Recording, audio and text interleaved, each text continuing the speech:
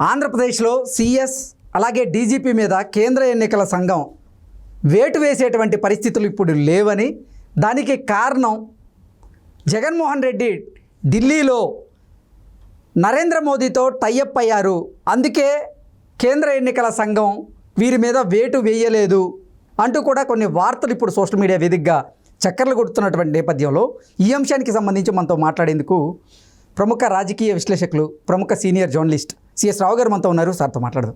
Sir నమస్తే. Sir నమస్తే. Sir, ఆంధ్రప్రదేశ్లో సిఎస్ గారి మీద, డీజీపీ గారి మీద ఇప్పట్లో కేంద్ర ఎన్నికల సంఘం వేటు వేసే అవకాశం లేదు. దానికి కారణం ఢిల్లీ కేంద్రంగా జగన్మోహన్ రెడ్డి మోదీ గారితో టైఅప్ అయ్యారు, అందుకే వేటు పడే అవకాశం లేదు అంటూ కొన్ని వార్తలు సోషల్ మీడియాలో చక్కర్లు కొడుతూ ఉన్నాయి. నిన్న మొన్నటి వరకు ఏమో మరో రోజులో వారి మీద వేటు పడబోతుంది, మరో 2 రోజుల్లో వేటు పడబోతుంది అంటూ కూడా వార్తలు చూసాం. ఇప్పుడేమో అసలు వేటు పడే పరిస్థితులే లేవు, జగన్మోహన్ రెడ్డి టైఅప్ అయిపోయారు అంటే కొన్ని వార్తలు వస్తున్నాయి. ఏంటి సార్ అసలు ఏం జరుగుతుంది? సో మరికొన్ని గంటల్లో డీజీపీ సిఎస్ మారేటువంటి అవకాశం ఉందని కూడా న్యూస్ స్ప్రెడ్ అయింది, సోషల్ మీడియాలో వచ్చినటువంటి న్యూస్. కానీ ఢిల్లీలో చర్చలు జరుగుతున్నాయి దీని మీద అనేది కూడా వచ్చింది. ఢిల్లీలో చర్చలు జరుగుతున్నాయి, ఢిల్లీలో ఫైల్ కదిలింది. ఇక్కడ కొన్ని గంటల్లో వీళ్ళిద్దరూ బదిలీ అయిపోతారు అని చెప్పేసి కూడా అనుకున్నారు.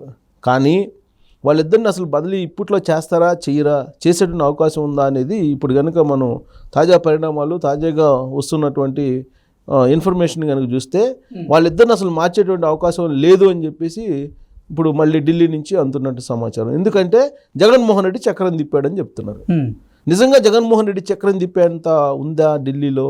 నరేంద్ర మోడీ తోటి మాట్లాడి సిఎస్ని, డీజీపీని కొనసాగించేటువంటి అవకాశం ఉందా అని అంటే, మరి ఒకవేళ ఆయన చక్రం తిప్పకపోతే ఇన్ని రకాల తప్పులు చేసినటువంటి సిఎస్ని కానీ, డీజీపీని కానీ, అలాగే ఇంటెలిజెన్స్ చీఫ్ని కానీ ఎందుకు మార్చరు? అనేకమైనటువంటి తప్పులు ఉన్నాయి కదా. వాళ్ళని బదిలీ చేయడానికి కావలసినన్ని తప్పులు, కావలసినంత కంప్లైంట్స్ వాళ్ళ మీద ఉన్నాయి. ఓకే, అయినా కానీ బదిలీ చేయట్లా అంటే దాని అర్థం ఏంటి? ఖచ్చితంగా జగన్మోహన్ రెడ్డి ఏదో చక్రం తిప్పబట్టే కదా. చక్రం తిప్పకపోతే వాళ్ళ బదిలీ ఎందుకు ఆగిపోతుంది? జగన్మోహన్ రెడ్డి 10 సంవత్సరాల నుంచి బెయిల్ మీద ఉన్నారండి. బెయిల్ మీద ఎందుకున్నారు? ఆయన నరేంద్ర మోడీతో టైఅప్ అయి ఉన్నారు కాబట్టే బెయిల్ మీద ఉన్నారు, స్టే మీద అంతే కదా. బెయిల్ రద్దు కాలేదనేది కదా చెప్తున్నారు. ప్లస్ భారతదేశ న్యాయ చరిత్రలో కూడా 10 సంవత్సరాల పైన బెయిల్ ఉన్నట్టు ఎవరు లేరు, ఒక జగన్మోహన్ రెడ్డి తప్ప అని చెప్పి బహిరంగ రహస్యం కదా, నగ్న సత్యం కదా అది. దానికి కారణం ఏంటి? నరేంద్ర మోడీ అనేది ఎవరిని అడిగినా చెప్తారు కదా. అంటే నరేంద్ర మోడీ దగ్గర జగన్మోహన్ రెడ్డికి చక్రం తిప్పేటువంటి అవకాశం ఉన్నట్టా లేనట్టా? ఖచ్చితంగా ఉన్నట్టు అనేది అర్థమవుతుంది.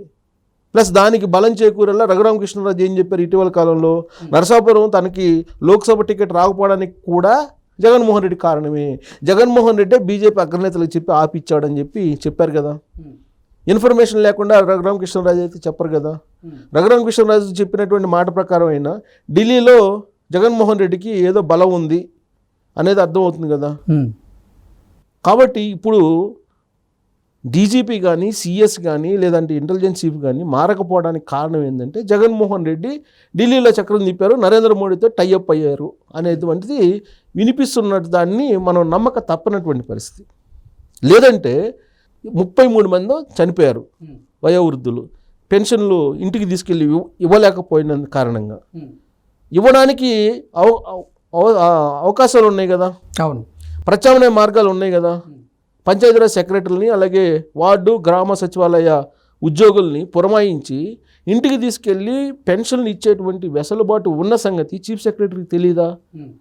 అందరికంటే చీఫ్ సెక్రటరీకే బాగా తెలుసుగా. ప్రత్యామ్నాయ వ్యవస్థ ఉంది, ప్రత్యామ్నాయాలు ఉన్నాయి, ప్రత్యామ్నాయ మార్గాల ద్వారా ఇంటికి తీసుకెళ్ళి పింఛన్లు ఇవ్వచ్చు, నిత్యావసర సరుకులు ఇవ్వచ్చు అనే సంగతి ఆయనకు తెలుసు కదా. కానీ ఆయన ఎందుకు పెన్షన్లు ఇవ్వలేదు?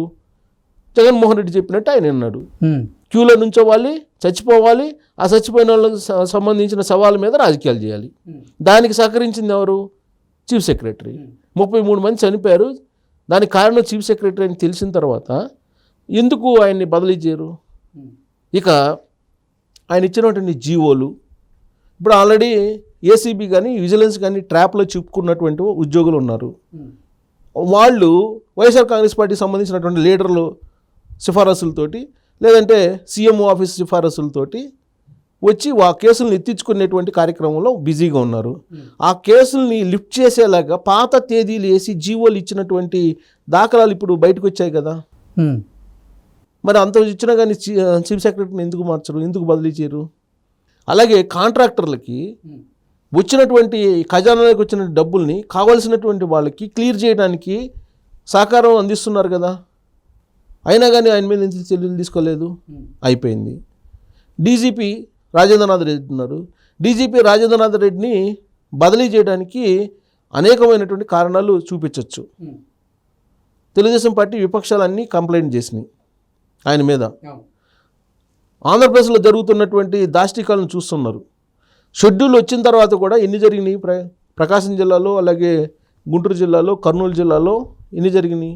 ముస్లిం మైనారిటీల మీద, దళితుల మీద దాడులు జరిగినాయా లేదా? గులకరాయి ఎపిసోడ్ ఎవరికి సంబంధించింది? గులకరాయి ఎపిసోడ్ పోలీసులకు సంబంధించిందే కదా, పోలీసుల వైఫల్యమే కదా. పోలీసుల వైఫల్యం క్లియర్గా కనిపిస్తూ ఉంటే 5 అంచెల భద్రతతో ప్రచారం చేయాల్సినటువంటి జగన్మోహన్ రెడ్డికి గులకరాయి పడేటువంటి పరిస్థితి ఎందుకు వచ్చింది? భద్రతా వైఫల్యం కదా. దానికి కారణం బాధ్యులు ఎవరు? డీజీపీ కాదా? డీజీపీ బాధ్యత తీసుకోరా? ఆంధ్రప్రదేశ్ పోలీసులు వైఫల్యం కాదా అది? 5 అంచెల భద్రత ఉండదు కదా. రూఫ్ టాప్ సెక్యూరిటీ ఎక్కడైనా ఉందా? విఐపి వస్తున్నప్పుడు, ముఖ్యమంత్రి హోదాలో జగన్మోహన్ రెడ్డి వస్తున్నప్పుడు, జగన్మోహన్ రెడ్డి కానీ ఎవరైనా కానీ ముఖ్యమంత్రి హోదాలో వస్తున్నప్పుడు రూఫ్ టాప్ సెక్యూరిటీ ఇస్తారా? ఇవ్వరా? ఇవ్వలేదు. ఎక్కడా లేరు రూఫ్ టాప్ వాళ్ళు. తర్వాత రోప్ పార్టీలు ఉన్నాయా? లేవు. ఆడ సెక్యూరిటీ ఉందా ఇంటర్నల్గా? లేదు. సరే ఇన్నర్ సెక్యూరిటీ ఏమన్నా పనిచేసిందంటే కూర్చున్నారు వాళ్ళు. ఇన్ని రకాల 5 అంచెల భద్రతని కొలాప్స్ చేసేసి ఒక గులకరాయి వేసినోడిని పట్టుకొని 307 పెట్టి జగన్మోహన్ రెడ్డి మీద అత్యాయతనం జరిగిందని చెప్పి కేసులు పెట్టి అత్యాయతనం జగన్మోహన్ రెడ్డి మీద జరుగుతుంటే మరి వీళ్ళు ఏం చేస్తున్నట్టు? 5 అంచెల భద్రత, 2000 మంది సెక్యూరిటీ పోలీసులు, వీళ్ళందరూ ఏం చేస్తున్నట్టు? అంటే వీళ్ళ వైఫల్యాన్ని కప్పిపుచ్చుకునేదానికి ఇప్పుడు దాన్ని ప్రత్యర్థుల మీద, అంటే తెలుగుదేశం పార్టీ మీద తిప్పి రకరకాల ప్రయత్నాలు చేస్తుంది. ఎన్నికల కమిషన్ జోక్యం చేసుకున్నా కానీ సిట్టు ఇప్పటి వరకు కూడా దాని మీద క్లారిటీ ఇవ్వలేదు. సో అక్కడ మొత్తం వైఫల్యం డీజీపీదే కదా. డీజీపీ మానిటర్ చేయాలి కదా అదంతా భద్రతకు సంబంధించి. సరే డీజీపీ కాకపోయినా దానికి సంబంధించినటువంటి కాంతిరాన్ ఠాణా మీదైనా కనీసం బదిలీ వేటేయాలి కదా. అది వేయలేదు కదా. అంటే దాని అర్థం ఏంటి? ఏమనుకోవాలి? అసలు ఇంటెలిజెన్స్ ఏం చేస్తున్నట్టు? ఇంటెలిజెన్స్కి రాష్ట్రంలో ఏం జరుగుతుంది అనేది మొత్తం ముందుగానే తెలుస్తుంది కదా. సీఎం పర్యటనలో ఏం చేయాలి, ఎక్కడెక్కడ డ్రాబ్యాక్స్ ఉన్నాయి, ఎక్కడ సెక్యూరిటీ కల్పించాలి, ఎక్కడ ఎలాంటి భద్రతా ఏర్పాట్లు చేయాలి అనేది ఇంటెలిజెన్స్ చీఫే కదా ఇచ్చేది.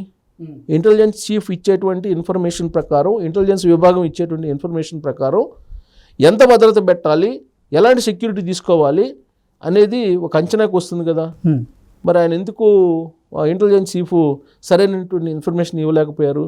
అలాగే ప్రత్యామ్నాయ చర్యలు తీసుకోకపోతే వృద్ధుల యొక్క ప్రాణాలు పోతాయి అనేటువంటి విషయాన్ని కూడా ఇంటెలిజెన్స్ చీఫే ముందుగా అలర్ట్ చేయాలి కదా. అన్ని రకాలుగా ఇంటెలిజెన్స్ చీఫే ముందుగా అలర్ట్ చేయాలి, ఇంటెలిజెన్స్ విభాగమే చేయాలి. మరి చేయలేదు. మరి చేయనప్పుడు మరి ఆయన మీద ఎందుకు తీసుకోలేదు చర్యలు? ప్లస్ వీళ్ళ ముగ్గురు కూడా జగన్మోహన్ రెడ్డికి సేవలో తరిస్తున్నారనేటువంటి complaints Telugu Desam party, Janasena, BJP అన్నీ చేసినాయి కదా సెంట్రల్ ఎలక్షన్ కమిషన్కి. అయినా కానీ ఎందుకు చర్యలు తీసుకోలేదు అని అంటే జగన్మోహన్ రెడ్డి ఢిల్లీలో నరేంద్ర మోడీతో టైఅప్ అయ్యారు. అందుకారణంగానే ఈ బదిలీలు అనేవి జరగటం లేదు.